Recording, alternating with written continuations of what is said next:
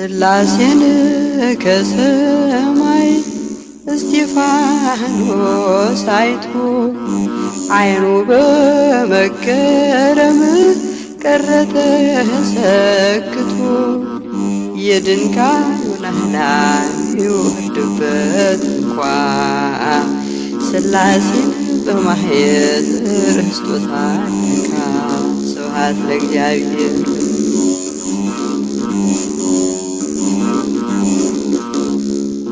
የሰው ልጅ በቀኙ ተቀምጦ ነበር እስጢፋኖስ ሲያየው በሚያስፈራ ክብር።